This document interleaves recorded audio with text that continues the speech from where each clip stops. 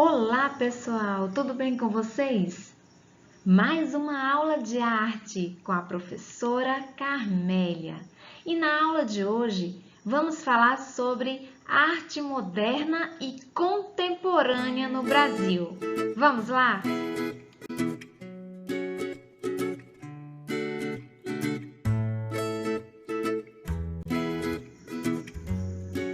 Então, pessoal, o século XX foi um fenômeno para as artes. Foram tantas revoluções, movimentos, ideias, mudanças, modas, começos e fins. Tantos ismos na Europa, abstracionismo, construtivismo, suprematismo. Tantos artistas viajantes carregando suas vanguardas. E no Brasil, o que ocorreu? Vamos descobrir?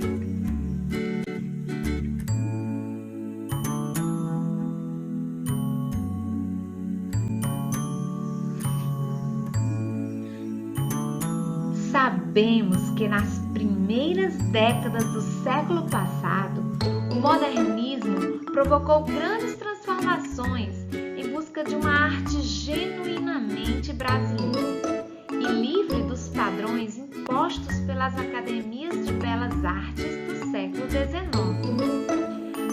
Modernistas como Anita Malfatti, Tarsila do Amaral, Mário de Andrade e Oswald de Andrade lançaram um fluxo de ideias que não se limitou aos tempos próximos da Semana de Arte Moderna.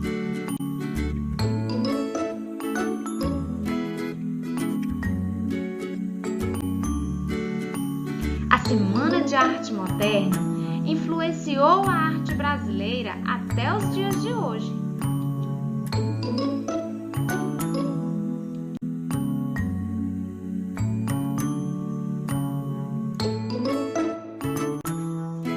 Vamos conhecer alguns artistas brasileiros? Os exemplos são muitos, mas conheceremos hoje 5 artistas brasileiros de destaque na arte brasileira contemporânea. Vamos lá?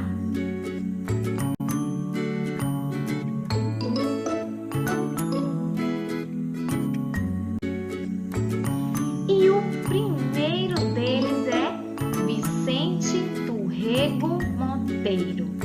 Nasceu em 1899 e faleceu em 1970. Vicente Turrego Monteiro está muito presente no modernismo brasileiro. Suas obras participaram da Semana de Arte Moderna em 1922, enquanto ele expunha sua arte na Europa também.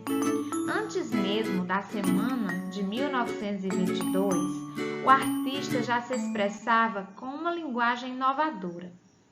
Depois dela, em 1930, recusou o convite de Oswald de Andrade para participar do movimento antropofágico. Esse movimento pensava em alimentar-se das artes de diversos lugares e culturas, como forma de criar uma arte brasileira. Rego Monteiro acreditava que se inspirar em culturas responsáveis pela construção do Brasil, as culturas indígenas, era mais interessante.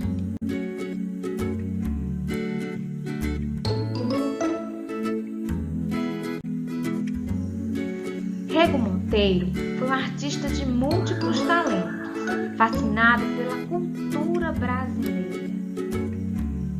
Ele apreciou e estudou profundamente a arte indígena do Brasil, como a arte marajoara das coleções do Museu Nacional da Quinta da Boa Vista, fato que o influenciou em toda a sua pintura. Realizou também em 1921 o espetáculo Lendas, Crenças e Talismãs dos Índios do Amazonas, no Rio de Janeiro, pois tinha paixão pela dança. E em 1923 criou desenhos de máscaras e figurinos para um balé sobre lendas indígenas florestas amazônicas. Vicente do Rego Monteiro foi um artista de múltiplos talentos, fascinado pela cultura brasileira. Aqui algumas das obras de arte de Vicente do Rego Monteiro, um artista fascinado pela cultura brasileira.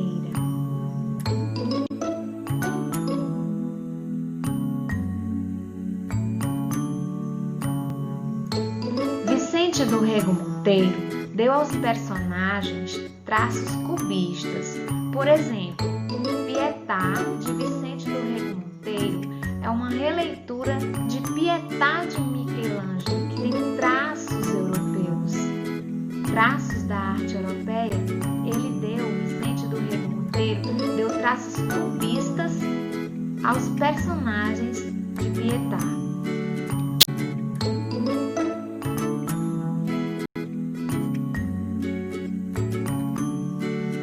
Outro artista brasileiro, também muito importante para o modernismo brasileiro, foi Luiz Sassilotto.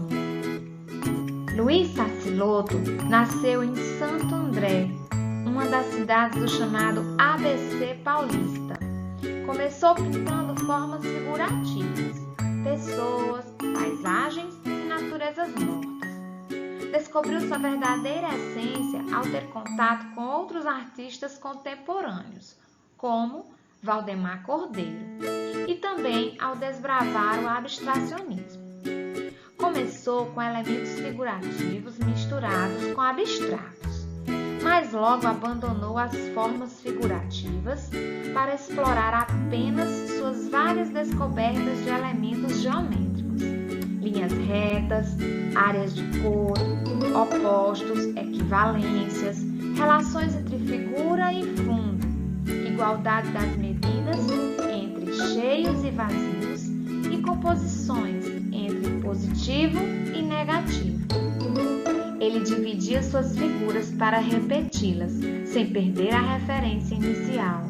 Luiz Sassilotto nasceu em 1924 e faleceu no ano de 2003.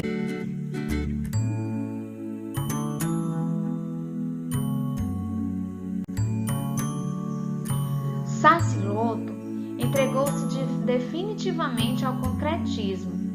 Ele era chamado de a viga mestra da arte concreta. Algumas das suas obras: Audácia Concreta e Concreção, Óleo sobre Terra. Em 1952, Sassilotto integrou um grupo importante de arte concreta, chamado Grupo Ruptura, ao lado de artistas como Valdemar Cordeiro, Geraldo de Barros, Ferrer, Leopoldo Haro, Lothar Kroos e outros. Sassilotto era tão minucioso e dedicado às formas de sua arte que seu amigo Valdemar Cordeiro o chamava de a viga mestra da arte concreta. Ele dividia suas figuras para repeti-las sem perder a referência inicial e criava jogos com as formas, características que mais tarde aparecerão na Op Art.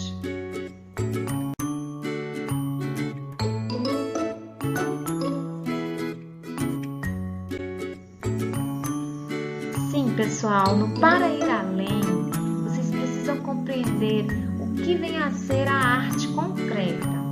Pois bem, a arte concreta nasce também como oposição à arte abstrata, que pode trazer vestígios simbólicos por causa de sua origem na abstração da representação do mundo.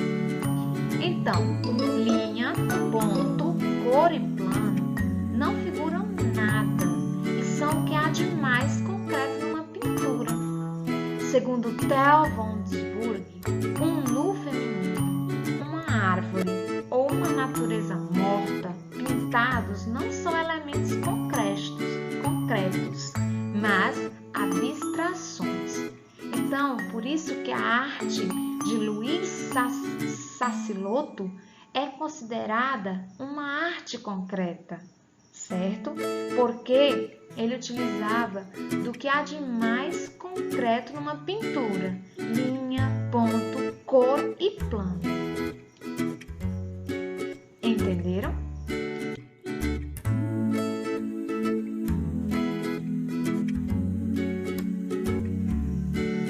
Um terceiro artista brasileiro que nós também precisamos conhecer é o Amílcar de Castro. Ele nasceu em 1920 e faleceu no ano de 2002. A arte dele também era concreta, como a de Sassilotto, porém de uma maneira diferente, pois se identificava com um grupo de artistas que se compreendiam como neoconcretos. A arte concreta, inicialmente inspirada pelas ideias do artista suíço Max Biel, partia de uma aproximação entre o trabalho artístico e o industrial, afastando a criação artística de significados simbólicos ou poéticos. Trabalhava com elementos puramente formais, exibindo estruturas e geometrias que expressassem somente o que elas são. O grupo no qual Amílcar de Castro estava inserido, concentrado no Rio de Janeiro, enquanto o de Sassilotto se concentrava em São Paulo. Desses grupos pensava diferente. Eles lançaram o Manifesto Neoconcreto em 1959, no qual defendiam uma articulação entre arte e vida e entendiam o fazer artístico como algo humano e intuitivo. Dessa forma, afastavam-se da ideia da obra como máquina, ligada ao fazer industrial ou estritamente racional. Amílcar de Castro declarava: a arte sem emoção é pecado. Max Biel queria uma coisa tão fabulosamente pura, sem emoção. Então, Amílcar de Castro é um grande expoente do neoconcretismo no Brasil.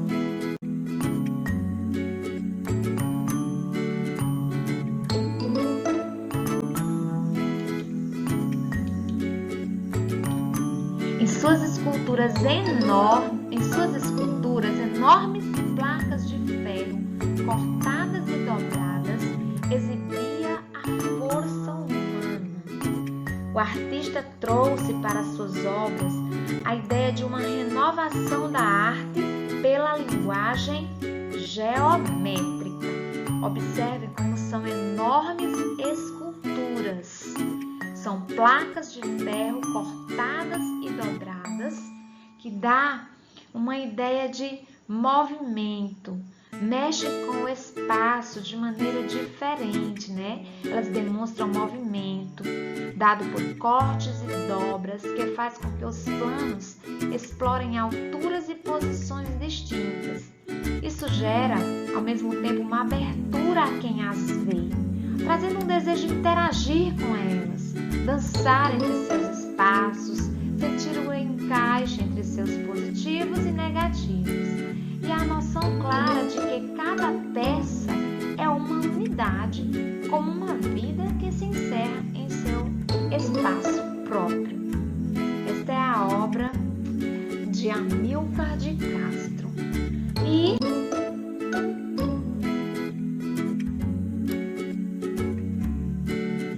mais um artista brasileiro importante é o Nelson Lerner. Nelson Lerner nasceu em 1932 e faleceu recentemente, em março de 2020. No começo de seus estudos em arte, Nelson Lerner se interessou por pintura abstrata e chegou a estudar, na década de 1950, com professores importantes como Samson Flexo, mas não se entusiasmou. Sua relação com a arte mudou quando ele entrou em contato com as obras dadaístas, aquelas que se aproximavam de objetos prontos, lembram? Em 1964, Lerner começou a transformar transformar por meio de suas obras o sentido de objetos cotidianos. Então, ele criou, por exemplo, o painel Que Oração, Dona Cândida, que utiliza vários relógios de parede. A partir desse momento, a utilização de materiais prontos das mais diversas naturezas passou a ser a sua marca registrada.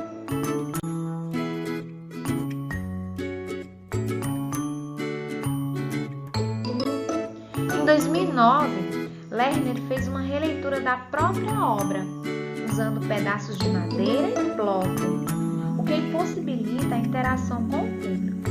Por meio dessa escolha, o artista faz uma crítica ao mercado da arte.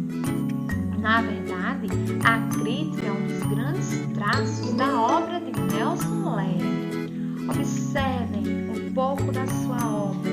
Um artista crítico, um artista que tinha na crítica um dos grandes traços da sua obra. A crítica sempre feita de maneira irreverente e com humor.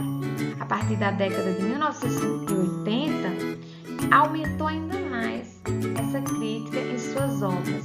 A presença de elementos da cultura popular brasileira, como imagens de santos e divindades de matrizes africanas, bonecos infantis e réplicas de animais. O objetivo era transformar em arte o que é considerado banal pela sociedade de consumo. E você pode conhecer mais sobre a obra de Nelson Lerner acessando o QR Code da página 294.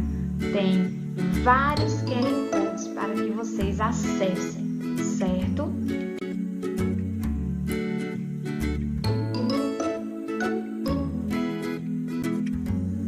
Um outro artista brasileiro ainda vivo é o Cildo Meirelles. Ele nasceu em 1948, certo? A trajetória de Cildo Meirelles nos remete aos artistas estudados neste capítulo e ajuda a entender o contexto dessa confluência de pensamentos. Aponta também para outros que ainda não apresentamos, mas que fazem parte dessa história, como vocês verão, Hélio Oiticica e Lígia Clark. Você se lembra da arte concreta de Sassilotto, que acabamos de ver, e do neoconcretismo de Amílcar de Castro? Lembram, né? Acabamos de ver. Foi no contexto dessas formas de arte que Cildo começou sua formação artística. O neoconcretismo continuou desenvolvendo-se nas obras de outros artistas, além do grupo de Amílcar de Castro. Um exemplo são as séries bilaterais e relevos espaciais de Hélio Oiticica da década de 1960, em que as formas geométricas, antes planas nas pinturas, avançam no espaço como esculturas coloridas suspensas no ar. Então, para Cildo Meirelles, a arte deve ser atraente e poder ser lida por todos, e não apenas por artistas e teóricos.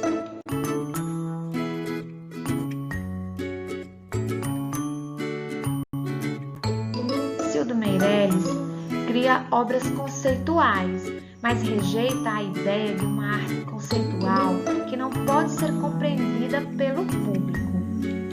Entre as suas obras de arte tem a Torre de Babel, que consiste em uma enorme torre feita com rádios sintonizados em várias estações, em volume baixo, no limite para serem ouvidos. Mesmo assim, os sons competem entre si, criando uma confusão sonora contínua em que não conseguimos compreender as informações ou reconhecer as músicas. Então, nesta obra de arte conceitual de Cildo Meirelles, você observa vários rádios, certo? E eles estão sintonizados, eles estão ligados.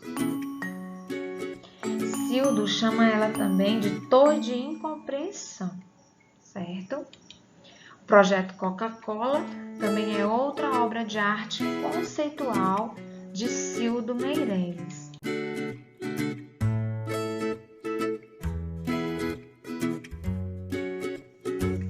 E o que que vocês entendem por arte conceitual? Também é algo que devemos colocar na aula de hoje. Então, a arte conceitual é um movimento de arte que coloca o conceito da obra de arte acima de sua forma, de sua representação física. O artista defende que os conceitos são a matéria da arte e por isso ela estaria vinculada à linguagem. O mais importante para a arte conceitual são as ideias.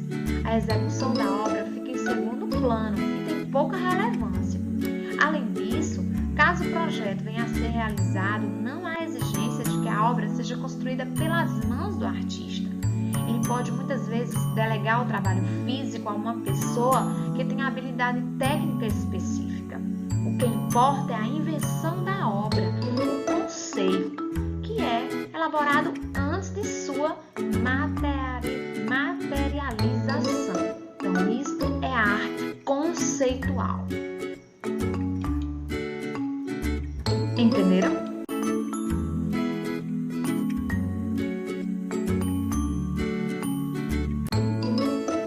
E o último artista brasileiro a ser estudado é uma mulher, que é a Regina Silveira, que nasceu em 1939, tem mais de 80 anos. Ela é uma mulher inovadora, ela adora experimentar materiais e tecnologias e ela não tem medo do novo. Então, Regina Silveira é uma artista moderna, contemporânea, brasileira, certo?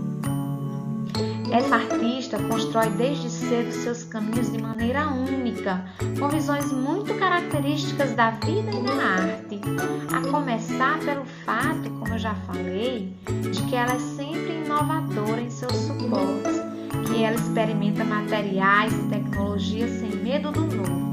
Não se apega a técnicas tradicionais. Pinta com adesivos, projeta no computador, faz videoarte, fotomontagem, enfim, é uma artista multimídia. Além de também ser educadora, dando aulas nas principais universidades de arte do país. Certo, pessoal? Algo muito significativo em Regina Silveira é sua pesquisa sobre formas de representar o que vemos.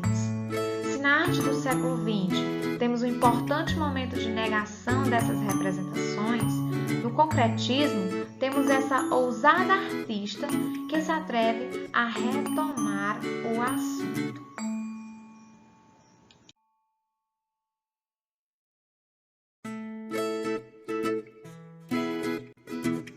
Observe algumas obras de arte da Regina